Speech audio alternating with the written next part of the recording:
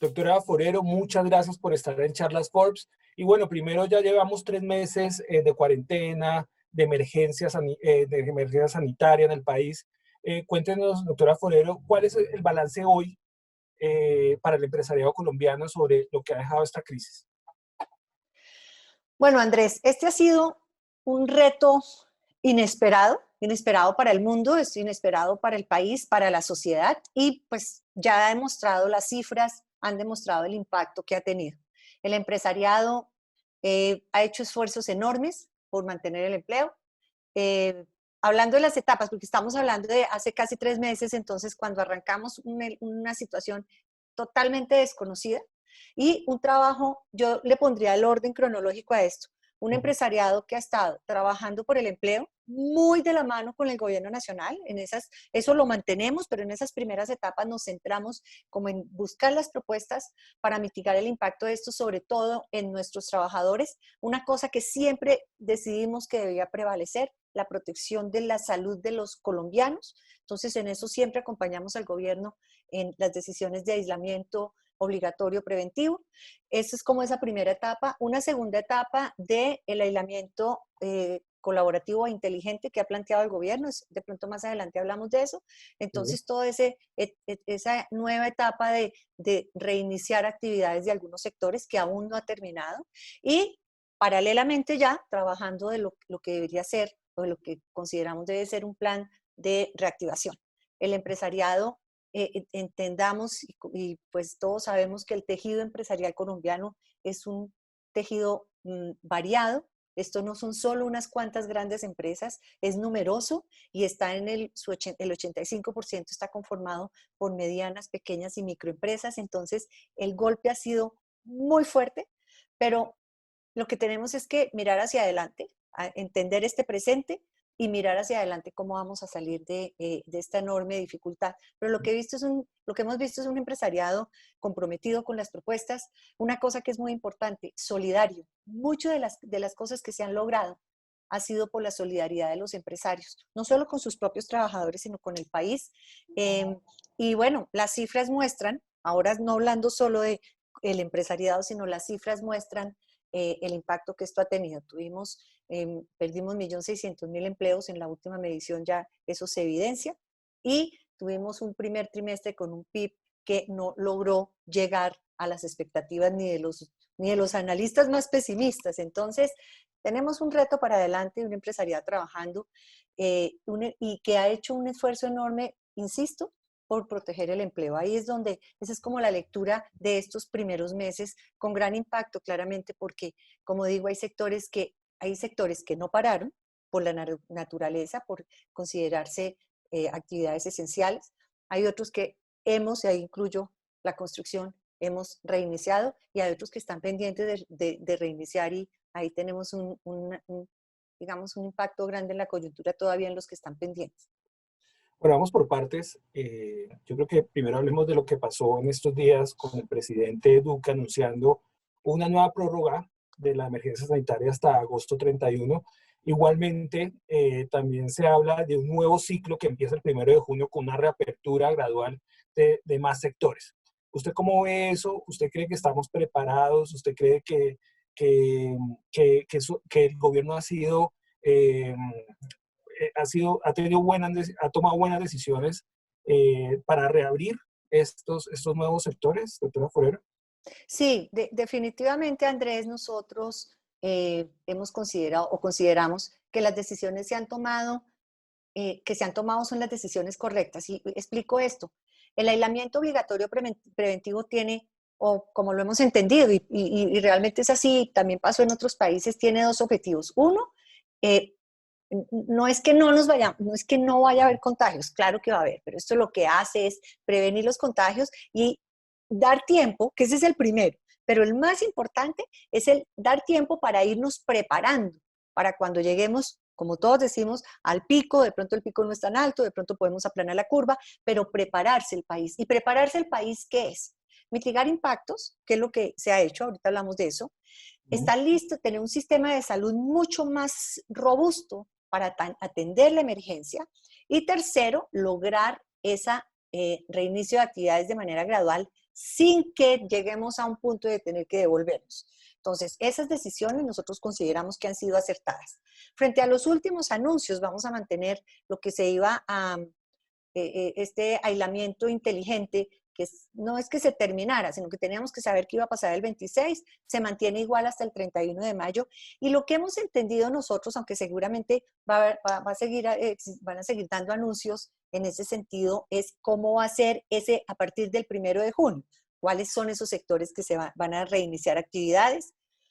Ahí hay un tema que es muy importante y es cuál va a ser el papel de los entes territoriales ahí también, porque ya se les ha ido dando competencias de vigilancia y control frente al cumplimiento de los protocolos, pero el presidente en su anuncio expresó a partir del 1 de junio vamos a retomar actividades de unos sectores y ahí va a haber un papel como de esa gradualidad, la van a definir los alcaldes. Y eso es muy importante entenderlo, porque ahí se vuelve fundamental la coordinación regional y la coordinación y el cumplimiento de ese marco que da el gobierno nacional, porque finalmente la unidad de mando en estos temas de orden público y de restricciones la tiene el presidente de la República. Entonces, esa parte es muy importante. ¿Qué entendimos nosotros? Junio va a ser como la transición, va a ser esa transición y al final de junio, ojalá todo el esfuerzo que hemos hecho en estos meses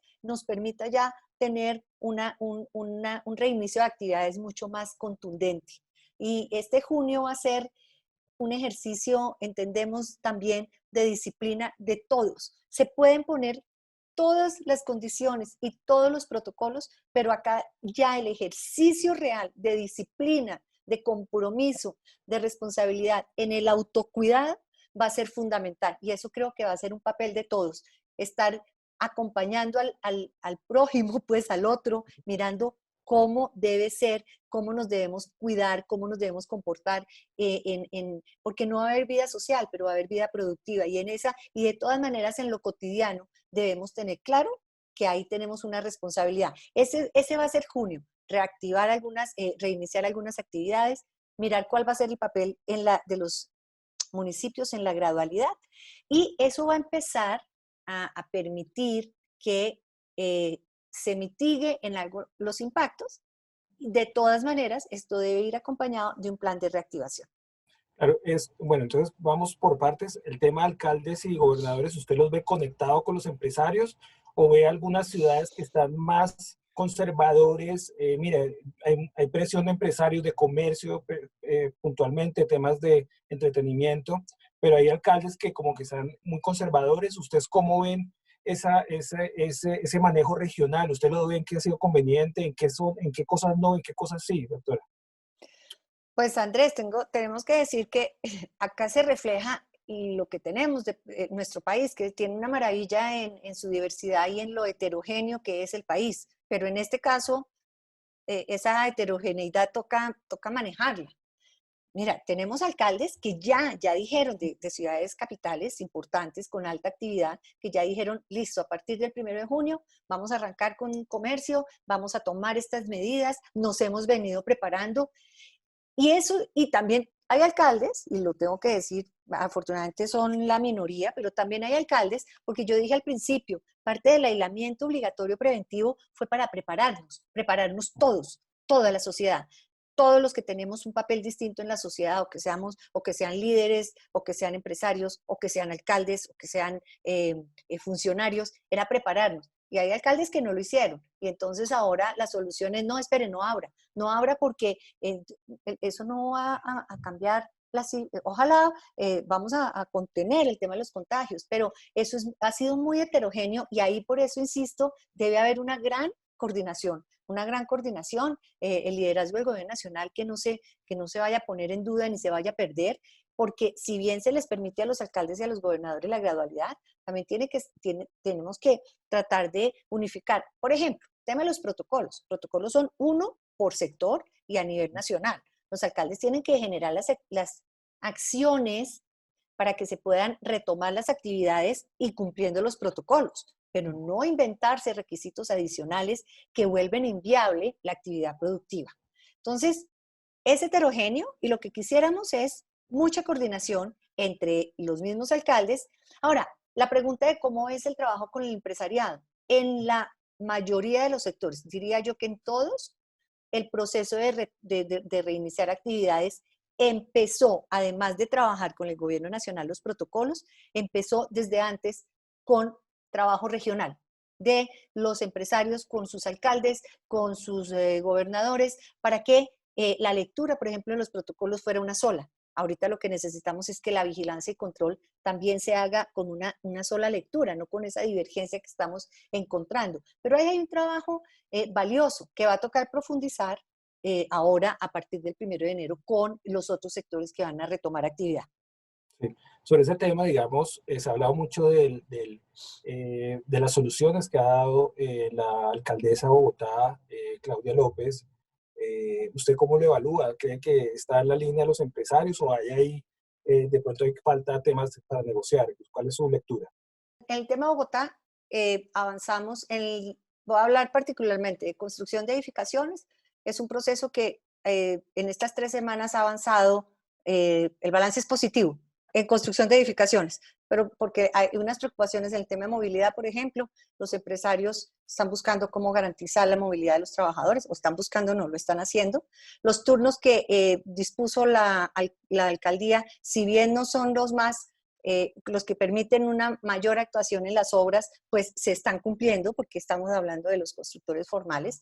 Y en manufactura el avance pues ha sido un poco más lento, ha sido un proceso más lento y esperaríamos que se acabe de desarrollar rápidamente en las próximas semanas, porque ya arrancaron esos protocolos, también están de las empresas de manufactura de esos sectores, y esperaríamos que el 1 de junio, como lo dijo ayer el presidente lo que planteó ayer además son unos indicadores de seguimiento, unos indicadores que permitan que esto se vuelva más homogéneo en todo el territorio, que la gradualidad que le queda en manos a los alcaldes sea más bien con criterios objetivos y no subjetivos, y seguramente Bogotá se va esperaríamos que se enmarque en esos criterios y podamos avanzar un poco más rápido. Repito, en construcción de edificaciones el balance es positivo en Bogotá y en todo el país, pero en los otros sectores sí ha habido una demora que quisiéramos que hubiera un poco más se acelerara un poco más este proceso. No, no como se dice que porque lo que nos importa es solo la economía, no, es que de eso también depende el sustento de una cantidad de trabajadores y los protocolos están. Entonces, si están los protocolos, avancemos y vamos evaluando con los criterios que dice el presidente. Pero antes de hablar de otros temas muy importantes sobre construcción, desempleo, etcétera, para terminar este tema regional, ¿usted qué le pediría a los alcaldes y gobernadores? Es decir, agilizar los procesos, hacer registros más rápidos. ¿Cuáles son como los puntos de cuello de botella que podríamos ya decir para que junio avance y fluya de la mejor manera para los empresarios y pues para protegiendo la vida, claramente? Andrés, muy valioso la pregunta. Los protocolos están definidos. La vigilancia y control está en manos de los alcaldes, pero los protocolos ya están. No hay necesidad de imponer requisitos adicionales, de pedir exámenes que no existen, exámenes médicos que no existen en el mercado, de pedir las pruebas cuando las pruebas en este momento las está administrando y organizando el gobierno nacional. Entonces, permitan que cumpliendo los protocolos, avancemos. Los que no se han empezado a preparar, es decir, a preparar tienen que hacerlo ya. Es que aquí no estamos hablando solo, insisto, de abrir, estamos hablando de proteger el empleo, el sustento de unos trabajadores y garantizar de alguna manera que, que la vida económica del país empiece a tomar un ritmo. Sabemos que va a ser gradual, pero si no nos dejan, no va a ser ni gradual ni ordenado, y el drama para estos trabajadores y para este tejido empresarial que, como digo, es tan diverso, va a ser muy fuerte.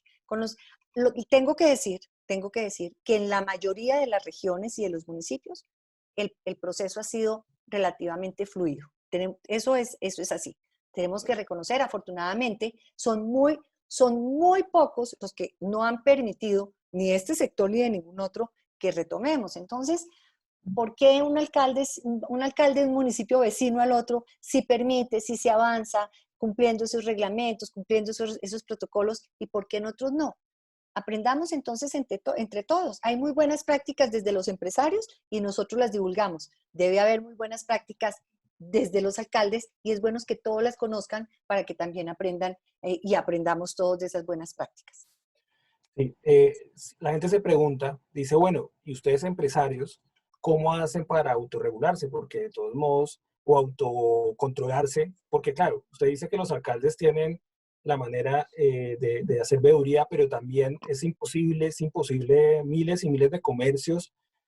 Ustedes tienen unos temas internos, digamos, para que la gente esté tranquila de que los empresarios sí se toman esto muy en serio. Totalmente, Andrés, totalmente. Lo digo, mejor dicho, sería el colmo poderme yo parar frente a una cámara y hacer una afirmación como esta. Hay un compromiso absoluto de los empresarios. Es tal el costo tan alto de estar cerrados, de no poder tener actividad para las empresas y para los empleados, que no han oído ustedes, porque no lo han expresado, ninguna queja frente a cumplir los protocolos, así son costosos o no. Dicen, vamos hacia adelante, los estamos cumpliendo. ¿Y por qué esa responsabilidad? Porque también somos conscientes que avanzar y en algún momento tener que retroceder a perder ese reinicio de actividades, ya el costo no va a ser el mismo del inicio, va a ser el doble, porque volver a retomar actividad ha sido costoso, pero es mejor eso que permanecer sin actividad. Entonces, ningún empresario formal, responsable, va a poner en riesgo este reinicio de actividad por un incumplimiento del que sea de los protocolos o de esas regulaciones nuevas. Ahí voy a decir una cosa como lo hemos asumido. Es que los protocolos no es que tengamos ahora una regulación, es una norma nueva para cumplir, no. Los protocolos es una nueva manera de aproximarse a los entornos laborales en esta nueva normalidad, que no es en un mes que se va a pasar, ni en 2 meses. Por eso es tan importante el trabajo que están haciendo los empresarios. No es solo cumplir los protocolos, es capacitar a nuestros trabajadores.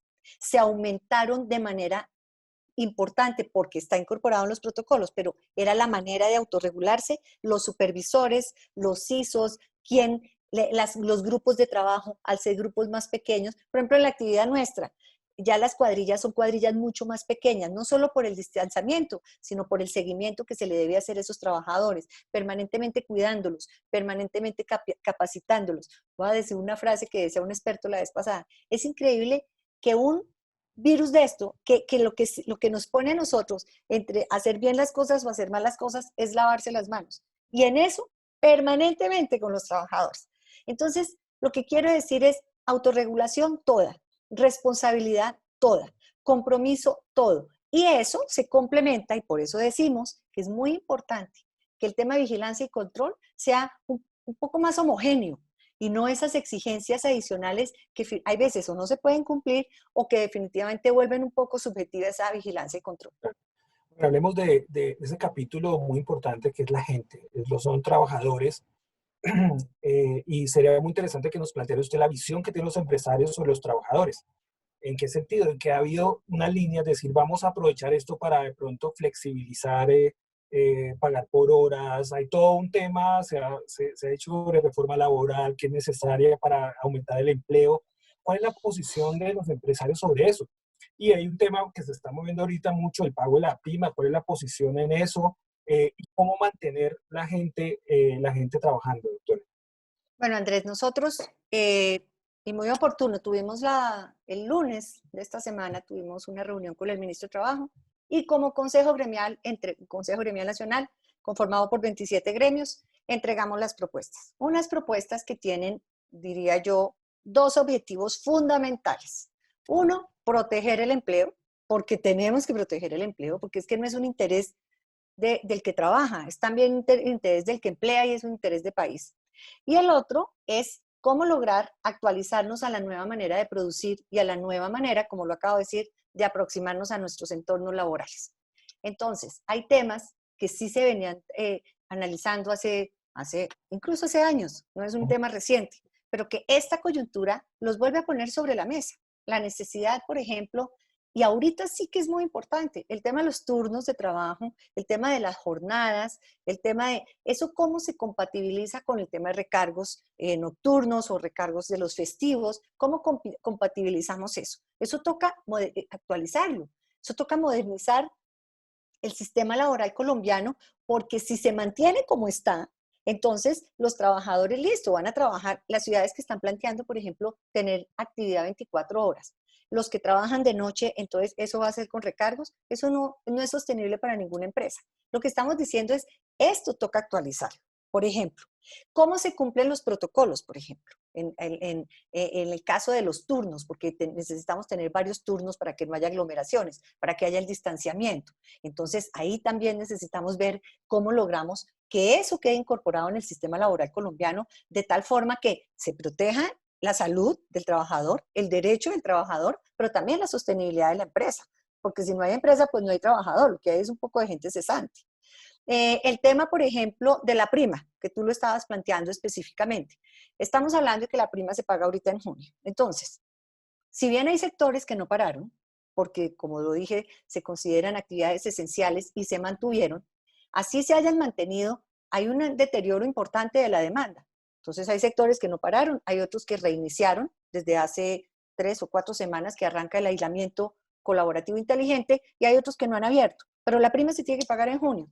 Nosotros no estamos pretendiendo que no se pague la prima, lo que estamos diciendo es busquemos la manera de que esa prima se pague o en unas cuotas o con una fecha específica, que eso se pueda concertar con los trabajadores, pero que cuando se tome esa decisión, así sea concertada con el trabajador, pues no se vaya a castigar a la empresa, porque es que esa carga en junio va a ser, es muy fuerte. Dese cuenta que el gobierno ya tuvo, y anoche salió el otro decreto. Son 2 decretos de subsidio a la nómina y de apoyo a la nómina para pagar mayo, junio y julio.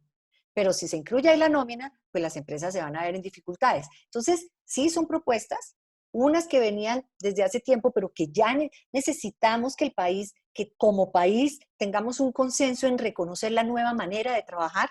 Y la otra, más de la coyuntura, cómo seguimos aliviando a las empresas para que puedan proteger el empleo. Es que esa es otra dicotomía en las que en algún momento se cayó.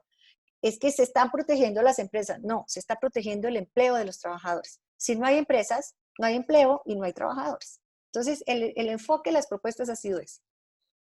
Claro. Bueno, el tema, bueno, más allá de esto, usted venía al principio del año, venía con unas propuestas para atacar el desempleo. ¿Eso le tocó cambiar todo o de eso qué es como el principal punto, los 2 puntos fundamentales de país para proteger el empleo ahorita en Colombia? Pues el tema del empleo, efectivamente veníamos todos trabajando.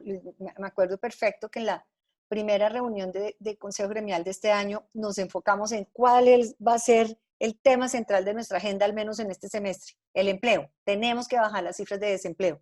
Y eso fue en enero y nos cae esto en marzo y ya perdimos 1.500.000, 1.600.000 trabajadores. Perdieron su empleo en esta última medición. Entonces, acá, primero, las propuestas, insisto, que le presentamos al ministro el El lunes. lunes, están enfocadas en eso, en la protección del empleo. 2, el ministerio, el gobierno, pues, pero muy liderado por el Ministerio de Hacienda, y vamos a seguir insistiendo, muy bienvenida esa medida de subsidio a la nómina que ya sacaron, que ya aprobaron, que ya se va a empezar a implementar, que es para empresas, para personas jurídicas, pero ayer salió el decreto para personas naturales, saben que son empleadores. Eso es perfecto. Ahí entonces hay una propuesta adicional. Nosotros se la presentamos al gobierno tal vez hace unas 3 semanas, justo cuando salió lo del el primer subsidio a la nómina, y la acabamos de completar esta semana, eh, haciendo casi que una modificación. Lo que estamos diciendo es, miren, ese subsidio a la nómina es súper valioso, pero seguramente requerimos complementarlo con un valor adicional para llegar a las 2/3 partes del salario. Pero esa diferencia sí estamos pidiendo que la ponga el gobierno, pero casi que como un crédito a los empresarios que después lo devolverán vía impuesto de renta en las 5 vigencias siguientes.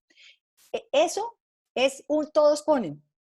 y que se acuerde entre el empleador y el trabajador en cuánto puede el trabajador, antes habíamos dicho que un 5% o un 10% de su salario aportarlo, pero entonces ese sí es una propuesta adicional a esta propuesta nómina que lo permite ampliar el ingreso del trabajador y permite adicionalmente algo que es muy importante, es una propuesta que está basada en el principio de solidaridad.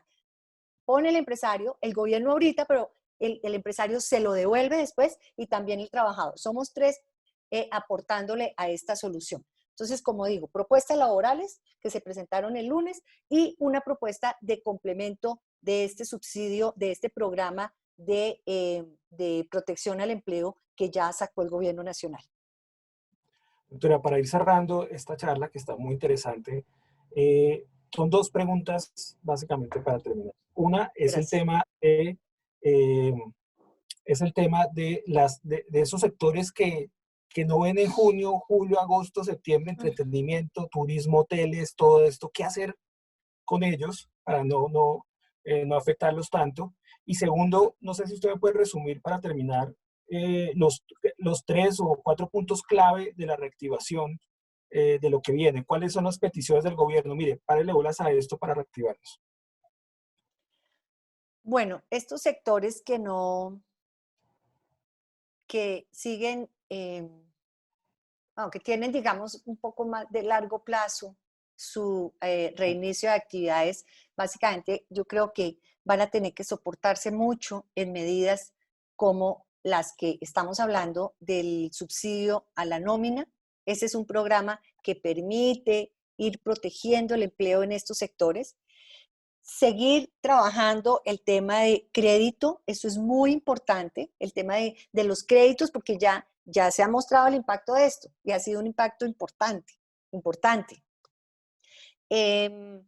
Y tal vez hay unos elementos, porque sí, hablamos de hoteles, pero parecería que ahí estos dos elementos que hablé, del subsidio a la nómina y estos estímulos, un plan de estímulo fiscal para estos sectores que permita tener como un espacio más de que se sostengan por más tiempo, dadas las circunstancias que se están dando ahorita, con que van a ser los sectores que de hecho coinciden además, fueron los primeros más afectados y son los que van a estar un poco más aplazada su reinicio de actividades. Entonces, profundizar en los temas de crédito, ahí todavía hay espacio para hacer cosas con el Fondo Nacional de Garantías, con esos créditos blandos que seguramente se van a necesitar no solo retomarlos, sino profundizarlos. Las medidas laborales están en ese sentido, Andrés, no están solo en el tema de los que están abriendo o de los que ya abrieron, sino también de los que todavía no van a abrir. Es que esos sectores necesitamos que puedan proteger la nómina y la nómina se protege con este plan adicional que estamos proponiendo nosotros de protección a la nómina y con las medidas laborales. Eso diría sobre los sectores. Sobre el tema de reactivación, yo creo que en el tema de reactivación, el tema laboral es importante, es definitivo. Mejor dicho, si nosotros queremos recuperar algo por ejemplo, más bien crecimiento en el 21, que tengamos un crecimiento más sólido, que eso es como las proyecciones que hay. El tema laboral se vuelve absolutamente necesario. Debe haber un consenso en hacer la modernización al sistema laboral colombiano para esta nueva normalidad. O si no, de verdad es muy difícil no solo mantener el empleo, sino lograr una reactivación. Y un plan de estímulos fiscales para distintos sectores. Hablo, por ejemplo, del tema de construcción. Se sabe que construcción de edificaciones tiene unas particularidades en generación de empleo, impulsa impulsa el 54% del aparato productivo del país. Tenemos efecto tractor sobre 30 subsectores y ahí sí se requiere unos estímulos fiscales, por ejemplo, y eso lo digo por este sector, pero sí también para varios, para fortalecer la demanda. El tema de la demanda se vuelve fundamental ahorita. ¿Cómo lograr? Bueno, ya están haciendo, están los 3, ya el presidente lo anunció, los 3 días sin IVA, en fin, todo esto toca complementarnos. Protegemos la nómina, fortalecemos con ese plan en los ingresos de los trabajadores con la propuesta adicional que hicimos del Consejo Gremial y todos estos elementos que son como, que tienen que ver como con estímulos fiscales para que la demanda se empiece a reactivar. Es un tema, ahí la demanda se vuelve fundamental, porque no logramos mucho reactivando actividad o reiniciando actividad si no logramos sostener la demanda. Sí, sostener la demanda, diría yo que es como el término, que se vuelva, que se fortalezca el consumo. En el tema de vivienda, que logremos proteger las viviendas que ya, los negocios que ya se hicieron y que los que iban a tomar la decisión se animen nuevamente a tomar la decisión. Es esa necesidad de fortalecer la demanda. Doctora Forero, muchas gracias por este tiempo muy valioso, muy interesante lo que los empresarios plantean para la reactivación. Y bueno, muchas gracias por estar en Charlas Forbes. Bueno, no, Andrés, muchas gracias por la invitación. Siempre acá atenta a todas las invitaciones de ustedes. Un saludo para todos. Y bueno, hasta aquí la charla con la doctora Sandra Forero, presidenta del Consejo Gremial. Los invitamos a todos ustedes que nos visiten en www.forbes.com, nuestras redes sociales y nuestro canal de YouTube para que sigan toda esta serie de charlas Forbes, ideas en tiempos de crisis. Muchas gracias.